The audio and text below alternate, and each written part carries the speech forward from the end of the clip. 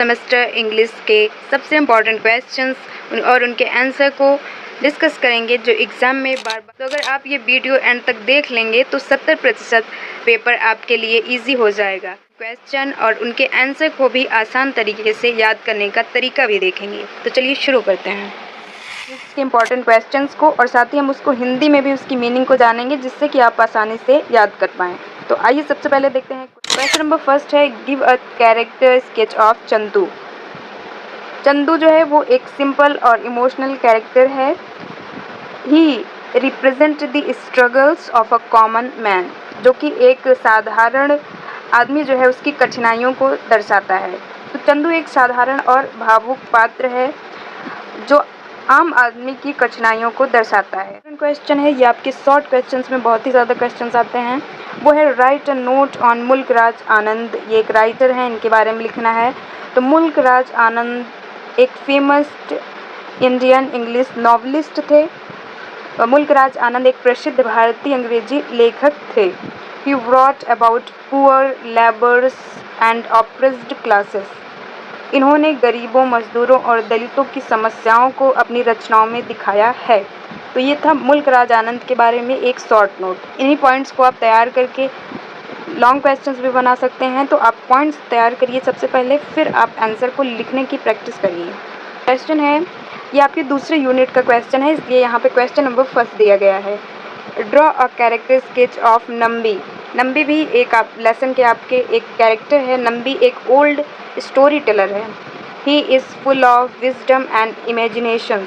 नंबी एक बूढ़ा कथावाचक है जो ज्ञान और कल्पना से भरा हुआ है। विजडम यानी ज्ञान और इमेजिनेशन यानी कल्पनाओं से भरा हुआ नंबी जो है एक कैरेक्टर है। अब विलेज है, जैसे ट्रेडिशनल इंडियन विलेज आप याद करते हैं तो आप एग्ज़ाम में ऐसे पॉइंट्स बना के लिख सकते हैं कि the village Samuel is a traditional Indian village. It shows simple life culture of villages. जो सोमल है एक पारंपरिक भारतीय गांव है जहां लोगों का जीवन सादा और संस्कृति देशी है। जो कि सोमल जो एक गांव है, इसके लोगों का सादा जीवन जो है और संस्कृति को दिखाता है। ये एक स्टोरी है।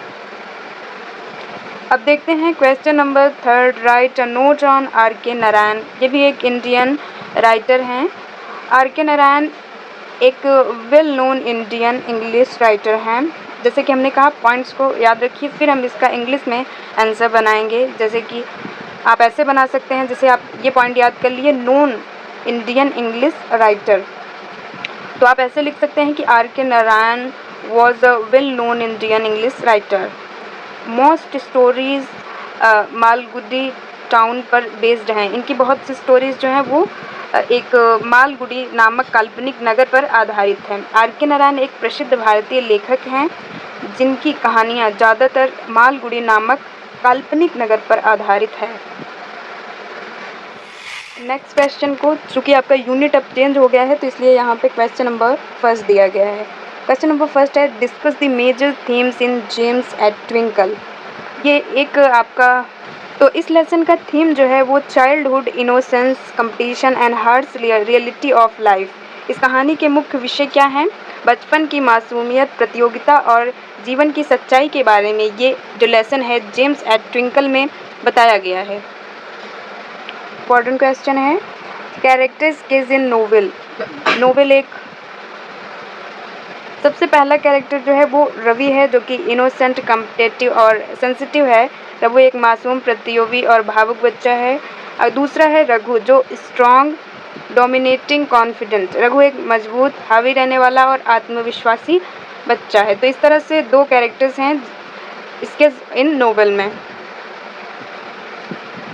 अब आता है यूनिट नंबर 6, जिसमें कि प्रोज से रिलेटेड क्वेश्चंस पूछे जाते हैं। क्वेश्चन नंबर फर्स्ट है, describe Bacon's qualities as an essayist. तो बेकन जो है वो father of English essays. Bacon को अंग्रेजी निबंधों का जनक कहा जाता है। Writing short, crisp, full of wisdom. इनकी जो लेखनी है, राइटिंग्स हैं, उसमें छोटी, गहरी और ज्ञान से भरपूर होती हैं। जो कि ये एसेलिस्ट हैं तो ये बहुत सारे निबंध लिखे हैं।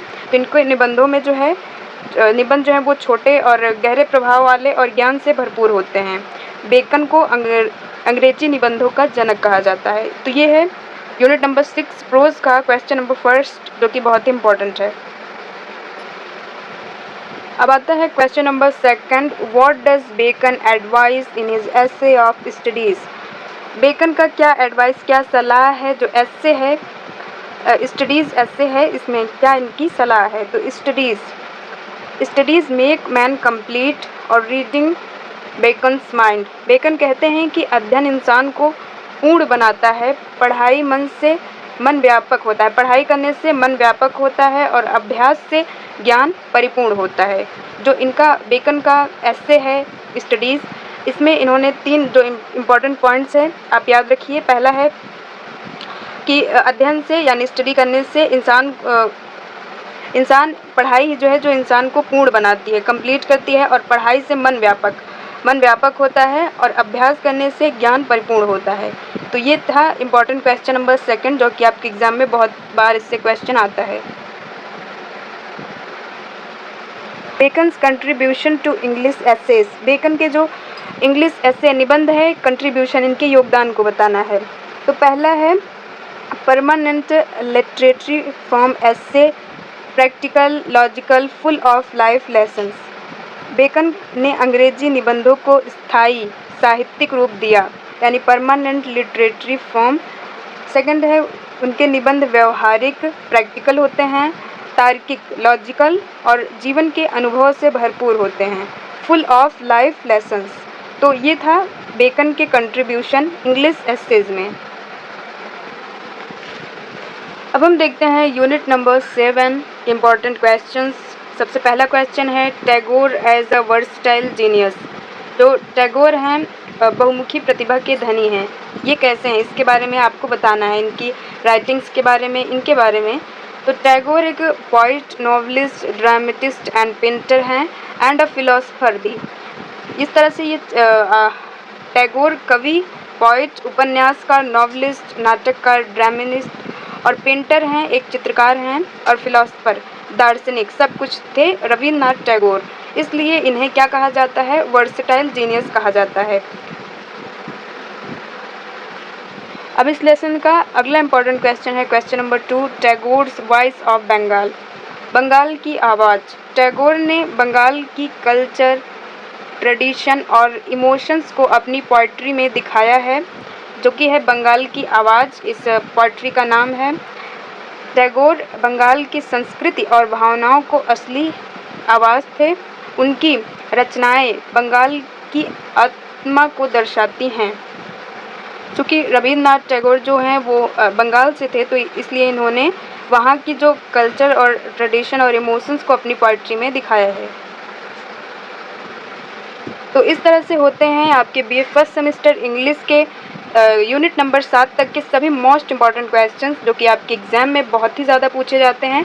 तो इन सभी क्वेश्चंस के शॉर्ट नोट्स को आप अपनी कॉपी में ज़रूर नोट डाउन करिएगा, और एग्ज़ाम के टाइम इन्हें आप एक बार अच्छे से रिवीजन करके इंग्लिश में बहुत ही अच्छे नंबर पा सकते हैं। तो मिलते हैं नेक्स्ट वीडियो में, जिसमें हम यूनिट नंबर 8 के इंपॉर्टेंट क्वेश्चंस और उनके आंसर को डिस्कस करेंगे। जो कि बहुत ही इम्पॉर्टेंट है, what is a short story. तो इसका उत्तर आपको ऐसे पॉइंट्स में याद करना है, उसके बाद इन पॉइंट्स को मिला के आपको इसका आंसर देना होगा। तो सबसे पहले समझते हैं कि शॉर्ट स्टोरी होती क्या है। शॉर्ट स्टोरी एक छोटी और सिंपल कहानी होती है, यानी शॉर्ट स्टोरी बहुत ही छोटी और आसान भाषा का प्रयोग किया रहता है शॉर्ट स्टोरी में। इसमें फ्यू कैरेक्टर्स होते हैं, एक सिंगल प्लॉट और जल्दी एंड हो जाती है। Example, the last leaf and the diamond necklace, ये एक शॉर्ट स्टोरी है। यानी शॉर्ट स्टोरी का मकसद जल्दी और गहरा प्रभाव डालना। तो इस तरह से अगर आपका शॉर्ट क्वेश्चन में ये क्वेश्चन आता है तो आप इतना लिख देंगे तो ठीक है। अगर लॉन्ग में पूछा जाता है तो आप कुछ वर्ड्स को बढ़ा के एक्सप्लेन करके लिख सकते हैं। तो आइए देखते हैं अब क्वेश्चन नंबर 3 को।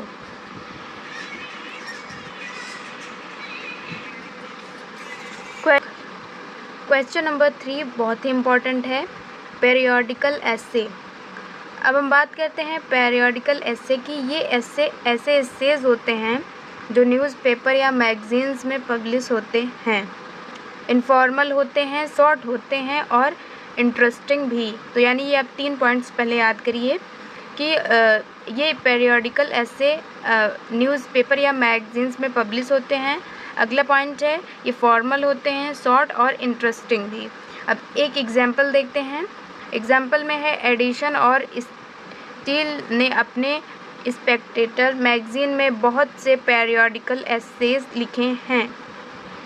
तो ये क्वेश्चन इम्पॉर्टेंट है। अगर आपको चाहिए कि हम इसे एक्सप्लेन करके इसका आंसर लिखें तो कमेंट में ज़रूर बताइएगा। अब आइए देखते हैं क्वेश्चन नंबर 4। क्वेश्चन नंबर 4 है एनी डॉट एंड डिक्टेशन, यानी एनी डॉट और डिक्टेशन क्या होता है, इसकी डिफिनेशंस देखना है। तो एक इम्पॉर्टेंट डिफिनेशंस यहाँ पे दी गई हैं। एनी डॉट एक छोटी रियल स्टोरी जो मज़ेदार या इंस्पायरिंग हो, इसे ही क्या कहा जाता है, एनी डॉट। अब देखते हैं डिक्टेशन। तो डिक्टेशन क्या होता है, राइटर के वर्ड की चॉइस, इससे राइटिंग का टोन और स्टाइल पता चलता है। तो इस तरह से आपको क्लियर हो गया होगा कि एनी डॉट एक रियल स्टोरी होती है जो कि मज़ेदार या इंस्पायरिंग हो सकती है, और डिक्टेशन राइटर के वर्ड की चॉइस, इससे राइटिंग का टोन और स्टाइल पता चलता है।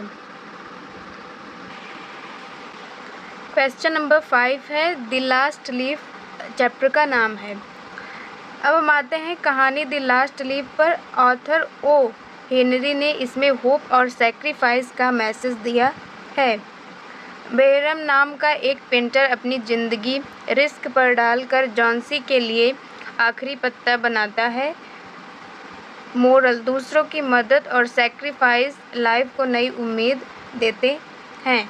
तो इस तरह से इस स्टोरी का जो भी कंक्लूज़न निकलता है उसे ही आपको लिखना है, द लास्ट लीफ। तो ये थे मोस्ट 5 इम्पॉर्टेंट क्वेश्चंस। अगर इसी तरह आपको और भी इम्पॉर्टेंट क्वेश्चंस की क्लासेस चाहिए तो उसके लिए कमेंट करके ज़रूर बताइएगा।